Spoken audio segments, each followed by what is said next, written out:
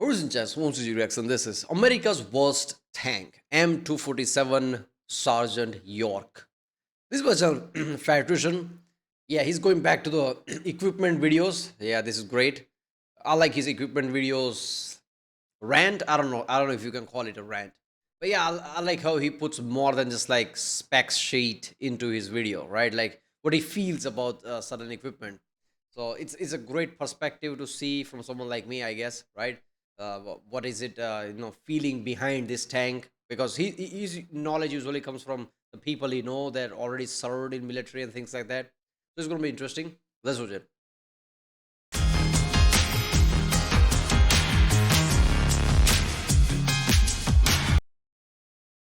Well, this is definitely one of the tanks of all time.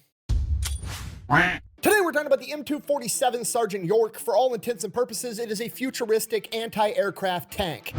Buh! You're so dumb, it's not a tank, it's a SPAG, a self-propelled anti-aircraft gun. Buh! Yeah, no, I'm aware, I just call it that because it's an armored vehicle with tracks and a big gun, which to 99.9% of people on the planet, it's a tank. Plus, I refuse to call it a SPAG because it sounds like a slur, okay? And if you don't believe me, if a tanker drives a tank, what is somebody that drives a SPAG called? Now go call somebody that in public and see if you get slapped, all right? Just make it easy for everybody, call it a tank. Anyways, the Sergeant York is an anti-aircraft tank. Yeah, right. That is what tank is. Usually, tank is anything with an armor, basically. That's why it's called tank. That's why even in video games and things, you call something a tank because it can take damage, right? That's why it's called tank. So it makes sense. A lot of things with an armor, it doesn't matter if anti-aircraft thing or what, is a kind of a tank. Equipped with two 40mm Bofors capable of firing 240 rounds per minute. It's capable of firing a variety of different rounds, including a proximity fuse version, which we covered a couple of weeks ago, and if you watched that video, you would know that 240 proximity fuse rounds coming at you would be a pretty formidable opponent for any airborne adversary. But it gets better because the Sergeant... Yeah, I mean, proximity fuse is insane. Like, that's basically what won the war, right? Like small thing, like what is it called, VT fuse, right? So yeah, that's just insane. Now 240 per minute. Imagine the firepower. York is going to be equipped with a state-of-the-art radar system capable of tracking up to 48 different targets at any given moment, then automatically prioritizing which target is the biggest threat, and then it was going to send the signals to the turret to auto-track and lock onto that target, and all the gunner has to do is pull the trigger. Okay, if you're not picking up what I'm putting down, I'm trying to tell you that America tried to create an anti-aircraft tank that was running on an aimbot, okay? The key word here being trying, because that's not quite... Yeah, because, yeah, what is it called, like? CIWS or something, that thing on the boat that tracks it. This is similar shit, but back then, like, how old is this? Like, probably sure, like, few decades old. And it clearly says America's worst tank, so I'm guessing it didn't work. Quite exactly what happened, but we're going to get into that right after a word from our sponsor. This video is brought to you by Conflict of Nations, a free online PvP military-based strategy game. It is a World War III type scenario where you can pick your favorite country or you can pick a state inside of the United States because let's face it, that's the only way it's going to be fair to everybody else. Personally, I like to play Iowa for obvious reasons, and every single time my first order of business is attacking cold California. I mean, Diet Canada. I mean, Minnesota. Once we turn Minnesota into Upper Iowa, I would usually turn my sights directly to Canada, but let's face it, at this day and age, Kendrick Lamar and the U.S. hockey team has already done that for me. Let me hear you say, Now remember, this is a strategy-based game. You can be diplomatic, form an alliance, and work together. I mean, you could. I'm not gonna. I'm gonna build up my army. Listen, man, with that Kendrick Lamar versus Drake shit, did that become like a USA versus Canada shit? I can kind of see it because Drake was like really big Canadian, right? Like that's his thing. There are many other Canadian, like I'm pretty sure, like what is it, like Bieber is also from Canada. I don't know. Like Canadian, Drake has always been that guy who's always in top 5, who's Canadian. Now with this feud, has it become like US versus Canada? What is that? Tanks, jets, and nuclear submarines and turn my sights to Nebraska and prove once and for all that our corn is better. And I know what you're thinking. How on earth are nuclear submarines going to help in a battle between Nebraska and Iowa? They're not, but they're also cool, so shut up. Anyways, if you want to give it a try, it's available on both PC and mobile. And if you use my link and discount code down below, you're going to get a 1-month free subscription and 13,000 free gold. Let's get back to the video. All right, so in order to understand the Sergeant York, we've got to have a little bit of the history of air defense as a whole. So once upon a time, airplanes were invented. They were then used in warfare. Everybody kind of looked up at the sky and went, huh, that's new. But luckily, new problems usually require the same old answers. Hey, Shoot that guy. Now we're talking like World War I, French right? are Warfare flexing at this the point in first time, time. Oh, look not at the that planes. sophisticated. As far as weapons go, you've pretty much got guns and then bigger guns, right? There's no drones, there's no Hellfire missiles, none of that shit. So people just started shooting at it with whatever they had, everything from machine guns to 90mm artillery. And for America, one of the most effective weapons against planes proved to be none other than the Browning M250 caliber machine gun, created by none other than America's patron saint of hole punching, John Moses Browning. Now, does that seem a little crude by today's standard, where we have specialized missiles and ammunition that know where the plane's at and blow up and track down the aircraft and blow it out of the sky? Absolutely, but it's perfect because it follows the KISS principle, right? What's the problem? Fast-moving planes are hard to hit. Cool, let's just shoot at it a lot with a machine gun. We'll hit it eventually. It's accuracy by volume. So World War II rolls around. Planes get even faster. What do? We just shoot at it even more. You know what shoots more bullets than a single Browning M250 caliber machine gun? 4 Browning 50 caliber machine guns operating off of one trigger inside of the M45 quad mount. Okay, this thing was like Frank's Red Hot, all right? We put that shit on everything. We were putting it on trucks, on armored personnel carriers. We had trailers that we'd pull behind the Jeeps. It was everywhere. And the cool part about this, other than the fact that it's 4 50 caliber machine guns, is while it may not be the best thing around for shooting a plane out of the air for that very narrow application, it was a really good option for pretty much any problem that you could run into on the battlefield, right? You've got 4 50 caliber machine guns pointed up at the sky looking for enemy planes. There's no enemy planes, but there's a bunch of enemy soldiers over there. Oh, there were a bunch of enemy soldiers over there, and that's why the M45 quad mount stood the test. One 50 caliber machine gun is too much. Imagine the soldiers like, why is this anti-aircraft looking at us? Fuck. Time, because we were still slapping this thing on the back of trucks during Vietnam. We weren't really shooting down a lot of planes with it, but you know what? Every time the trees started speaking, John Moses Browning had something to say back. Did you chop down this tree?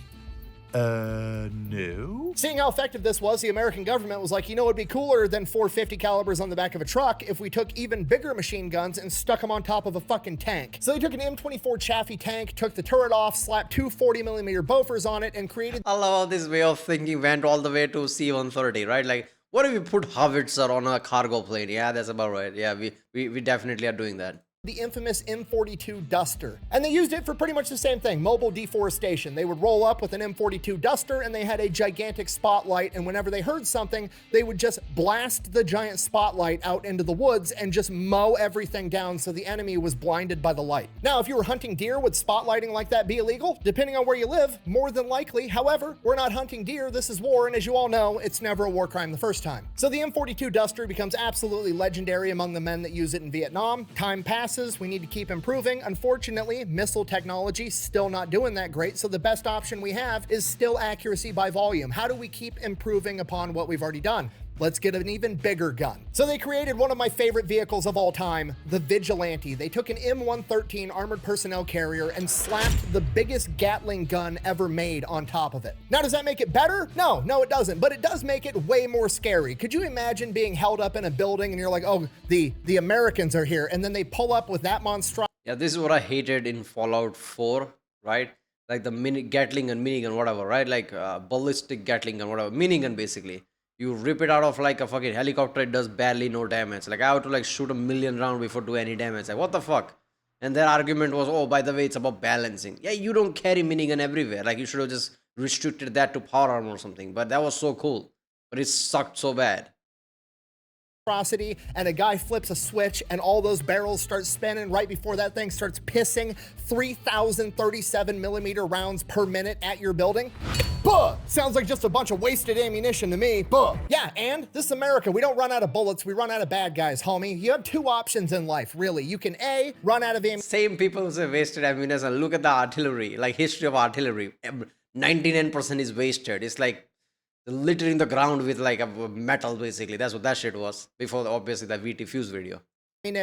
Or B, be $20 trillion in debt. Go ahead and ask the Americans which one they picked. Guns.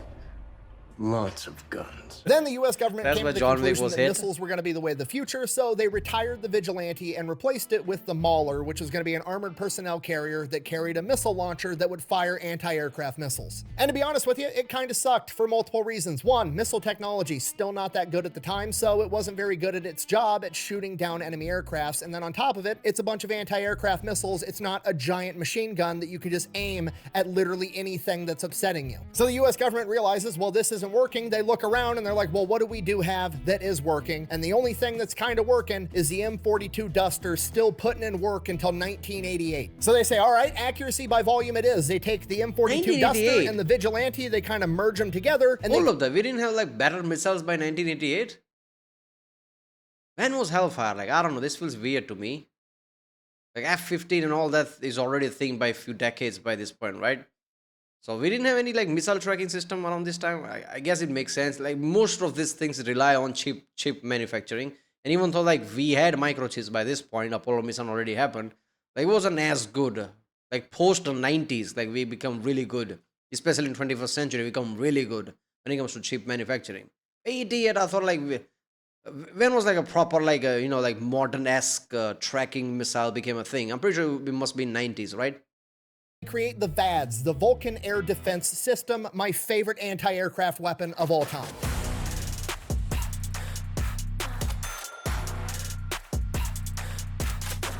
Look at that shit. They took the same M113 personnel carrier and then slapped a 20mm Vulcan rotary cannon on top, capable of firing 6,000 rounds per minute. And again, it works kind of okay on enemy aircraft and even better on enemy everything else. Do I have any examples of this? Why, yes, I do. In 1989, during Operation Just Cause, when the United States military went into Panama to remove the dictator Manuel Noriega, a bunch of his men were held up inside of the headquarters building, surrounded, to which the American forces told them, hey, you should probably go ahead and surrender. To which they were like, nah. To which the American commander said, all right, get the Vulcan up here.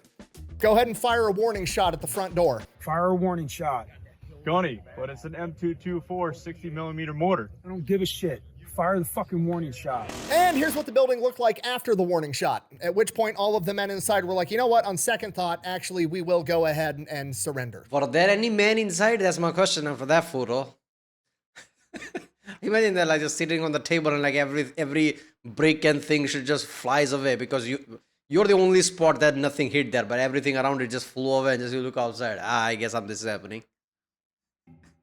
The end. At this point, the problem now is that attack helicopters are a thing. Like the Soviet Union has the Mi-24 Hind, and there's a new tactic that's been developed called pop-up. Basically, an attack helicopter would fly nape of the earth, very close to the ground, hiding behind trees and other terrain features until it got close enough to your troops, and then it would just pop up, and it would fire a missile, pop back down, and dip. By the time you realized you were getting shot at, the enemy was already gone, meaning that this weapon system was basically useless against this tactic, so America had to come up with a new weapon to counter this. So again, they look around at what's working. We've got the VADS. The VADS is working pretty good. Why isn't it working here? Well, it can't target and aim at the helicopter fast enough to respond before the helicopter fires its missile and takes off. So what if we made an anti-aircraft tank with big machine guns that had some super smart radar that would be able to sense the helicopter coming from miles away and just track it, and then the second it popped up, it would shoot? Yeah, you can say a lot of things about Soviet Union and Russia, but you have to give credit when it comes to helicopters, right? Like whatever MI, whatever they are called. And there's a reason behind that, because every time Soviet Union / Russia had to fight, they had to fight on ground, because countries they're fighting usually is at their border. But USA doesn't have that problem. US is always overseas. So when it comes to like attack helicopters, they don't have to think about that much. Even then, like they have a lot of like attack helicopters, Apache and all that shit, right? But Soviet Union always needed this kind of attack helicopters. So they had really good attack helicopters. Like they had like some badass attack helicopters. Shoot it down before it can shoot at us. Sounds like a good idea. Let's put together a bid packet and then let people design one and see what they come up with. So they put together the criteria of what they're looking for. They're looking for a new anti-aircraft tank that's capable of keeping up with the M1 Abrams so it can protect them. And it needs to be able to use its radar systems to track up to 48 different targets at any given time, automatically prioritizing the most important target and auto-tracking that target. And then when it does fire, it needs to have up to a 50% hit rate from up to 2 miles away. Now that sounds pretty cool, but it is a pretty big undertaking. Like that's a big ask for the technology at the time. Okay, if you're not picking up what I'm putting down, what I'm trying to tell you is they basically have two different strategies for air defense at the time. Okay, we have the keep it simple, stupid method. Okay, let's get a big machine, shoot a lot of bullets till we hit the target, okay? And it's really convenient because not only is it good for shooting down planes, machine guns work on pretty much everything, so it's a very versatile weapon. And then we have the cutting edge technology option, you know, things like missiles. Historically, they haven't worked that great up until this point because, well, missile technology just isn't that good. But the technology is gonna get better eventually, right? But even then, the problem still remains that you now have a big weapon system with a very, very specific, narrow skill set that it needs to be used in, right? If you have a fucking tank that shoots anti-aircraft missiles and you're in a fight firefight with 300 guys on the ground, it's not really that helpful. So what if we merged the two together? What if we took the desired accuracy of a missile and then applied it to a couple of giant machine guns? Basically, what if we stuck an aimbot inside of the M42 Duster? It would be the perfect weapon. So they have the perfect plan. They have the perfect vision. The only problem is this is a pretty big ask for the technology of the late 1970s, early 1980s. So obviously, we're just going to let the engineers with the military contractors do their thing and build the weapon the way we want it. No, absolutely not. The government steps in and is like, no, we need to cobble this thing together with a bunch of old shit that we've got laying around. My offer is this. Nothing. This new super advanced anti-aircraft tank needs to be made out of the hull of an old Patton tank from World War II. In addition to that, instead of developing a new radar specifically designed for this mission set, I want you to just take a radar out of an F-16, you know, the radar for a fighter jet that's used to operating in open airspace with no objects around it whatsoever. Yeah, I want you to take that radar, shove it in this thing that's sitting on the ground, surrounded by other solid objects to fuck with the radar and just make it work. So 5 contractors get selected. Sperry, the same guys that made the Vigilante, Raytheon, General Dynamics, Ford Aerospace, and General Electric all get to work on making a prototype. In the meantime, we got to come up with a cool name, right? Okay, it's going to be this super badass state-of-the-art tank. It's going to be just like this expert marksman with an aimbot inside of it that's capable of shooting and auto-tracking anything. What should we name it after? I know the answer. Let's name it after Alvin York, aka Sergeant York, the World War I hero that was a renowned sharpshooter. Makes perfect sense. That's a great name from a great man. Now we just have to build a tank that lives up to that name, and to be honest with you, we're off to a horrible start. So blueprints for the prototypes get submitted. They pick the 2 best options. Those are from Ford Aerospace and General Dynamics. So they go ahead, they give Ford and General Dynamics $79 million each to build their prototype, and then they send them into testing to go head to head. In testing, they have the tanks out on the field. They have a bunch of drones fly by. The General Dynamics tank shoots down 19 drones, and the Ford tank shoots down 9. So naturally, they give General Dynamics the bid. I'm just kidding. They give it to Ford. Why the fuck would they do that? Well, apparently, they went ahead and decided that they liked the idea of having the 40 millimeter ammunition that Ford was using over the 35 millimeter ammunition that General Dynamics was using, even though the bid specified it could be any caliber between 30 and 40 millimeter. Here's what I heard. Blah, blah, blah, size, bigger. And bigger is better. So Ford goes ahead and they get the bid with their All of that. Was that stupid? Was that like, oh, 40 is bigger than 35, so fuck it? Was that the point? First of all, I didn't even know Ford made military contracts like this, military things like this, but okay. And even though they sucked at it, like really bad compared to General Dynamics, somehow they got the bid. So if General Dynamics did got this bid, maybe they would have made it work. Is that what you're saying? This title wouldn't be America's worst tank, it's America's fine tank. If General Dynamics did it, I'm guessing. Tank that was literally less than half as effective as the General Dynamics version. So Ford then goes, takes the money, builds 4 prototypes, and then starts manufacturing like 150 more of these things. The prototypes get put into testing and they perform absolutely terrible. Now, the Sergeant York tank is supposed to be able to use its radar to lock onto enemies in 2 different ways. One, it can track motion, ideally the props on a helicopter spinning, and it'll lock onto that. And the backup is that it's got thermals so it can lock onto heat signatures. Again, this is being powered by a radar that's out of an F-16, which was designed to operate in open airspace, so that radar is confused by trees and buildings, and if the guns aim up, the gun barrels interfere with the radar as well, so it's pretty much confused about everything. The tree is talking. Tree? I am no tree.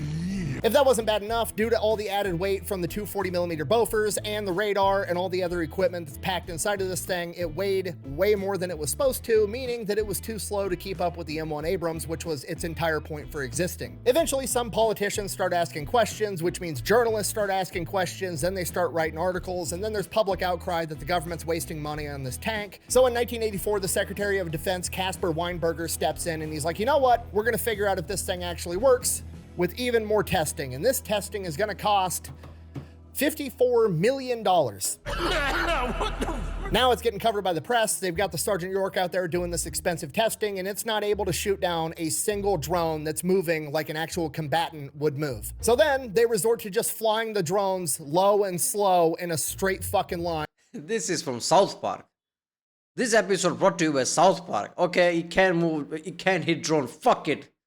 Make it so it's lower enough. Like, okay, does that make sense in realistic environment? Who cares? It has to hit this. That's what the goal is here. Doesn't matter if it's realistic or not. which is something an enemy aircraft would never do, and it still can't hit. But then it finally grazes one. But I ticked it. It hit the back. You're still out. You're still back. Now, it doesn't shoot the drone down, but it did damage it. And according to protocol, the dude running the drone immediately hits the self-destruct button to blow it up. That way the drone didn't fly off and crash into something important, which is exactly what he was supposed to do. But all the journalists that were there interpreted that as the Army trying to rig the testing to make the Sergeant York look like it was effective. So now there's even more public outcry that we need to quit wasting money on this tank because the Army has invested billions upon billions of dollars in this thing and it simply doesn't work. So then they go out and they have the helicopter drone just hover, which is something that would never ever happen, but that's what they do. And the York still cannot shoot down the drone. So then they add a bunch of radar reflectors to make it even more obvious to the York's radar where this helicopter is and have it be completely stationary. One of the lead journalists on this story described this as the equivalent to, and I quote, testing a bloodhound's ability to track a man by covering him with beefsteaks and standing him still alone upright in the middle of a parking lot. And the Army is like, no. It works. It works and it's awesome. You know what we're gonna do? Let's go. We're gonna have a bunch of British officers and Australian high-ranking officers and Congress people that doubt us and bring them out to the field and we're gonna put on a demonstration and Is he going to target Congress people? Please do that. Please do that. show them how awesome this thing is. And you know what? While we're at it, you know who else would love to see how effective this tank is? Alvin York's widow, who is 82 years old. Oh we my should bring God. her out here with Congress and show off the awesome See there, that's your tank. Yeah, there you go. You're gonna be proud of this. tank that we named after her husband. So that's what they do. They go out to the training field, they get a nice set of aluminum bleachers, you know, the ones that burn your ass every time you go to your nephew's Little League game, those ones, and they set them out there. They get Congress, a bunch of high-ranking foreign military guys, and Alvin York's widow sitting out there looking at the Sergeant York on the practice field, and the only thing in eyesight is the latrine. The demonstration kicks off, the first drone's flying by, the operators inside the Sergeant York turn on the radar. It's supposed to auto-lock onto the helicopter. It's literally the only thing that's moving, and instead of beaming up to lock onto this helicopter drone, it immediately pans over and aims at the latrine because it sees the movement from the exhaust fan and interprets that as the closest viable target and aims at that instead. Drone finishes its flyby, nothing happened. Okay, drone loops back around to do another flyby. Operators inside the Sergeant York are like, okay, rough start, no big deal. We locked onto the shitter instead of the helicopter. It's fine. Let's switch over to heat signature. So they switch over to lock onto a heat signature, and it does exactly what it was programmed to do. It locks on to the closest heat signature, which is not the helicopter, it's the hot ass bleachers with all the congressional members and Alvin York's widow on it. So now Congress and Alvin York's widow are looking down the barrels of two 40mm Bofors, at which point everybody begins running and jumping off of these bleachers for obvious reasons. Some of the Congress people and military officers get hurt, they twist their ankles, whatever, and obviously this ends up being the end of the Sergeant York program. You're a congressman, just like with suit and tie, to say there, yeah, this is gonna be the shit, and suddenly, oh my god, yeah, this is because this is because I'm corrupt. I took all that money from those like big companies. This is why it's happening. Yeah, Sergeant York can see through that shit. And it is considered a gigantic failure. What are we returning credit?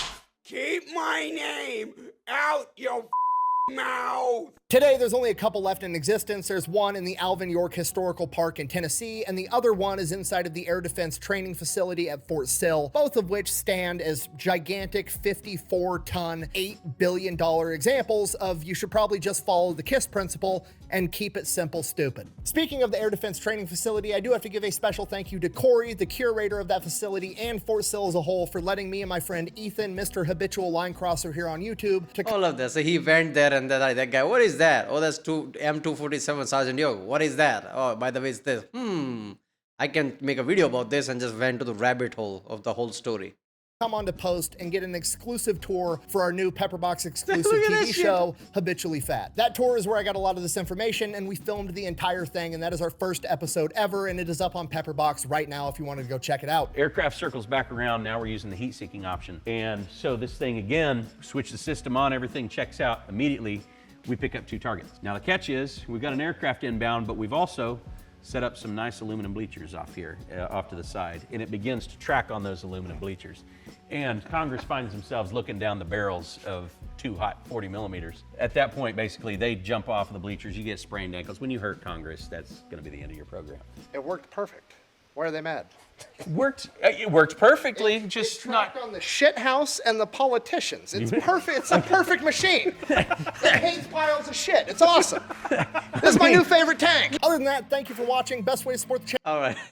Wait a minute. The people who displays this thing knows this story. So you're telling me that they named after this a war hero, and it is now stationed at also the park named after the war hero, and that's where it's stationed. And people who give demonstration is going to tell this story. You just screwed the war hero basically. You just screwed the actual guy, Sergeant York. That's what happened here with this story and straight. Oh, this people are going to remember Sergeant York as this shit. Channels, go buy some merch over at thefatelectrician.com. Quack bang out. Oh yeah, and don't forget to go check out Conflict of Nations. You get to pick your favorite country, mainly America, or if you like losing, you can pick somebody else. Don't forget to use my code to get all the freebies. I'm gonna go find a beer.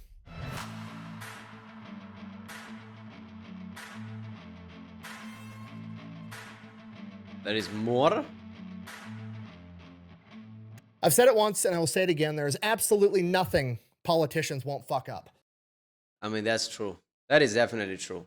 All they had to do is give to General Dynamic, and there you go. It would have been great, but no. Ford's going to make it. Look at the F-150. I know it's different arm of the Ford company, but whatever. All right, well, that was America's worst tank, M247 Sergeant York, who hurt few congressmen indirectly. Why the fuck not? This was Channel Fire Attrition. If you like my reaction, do like, subscribe, and I'll see you next time.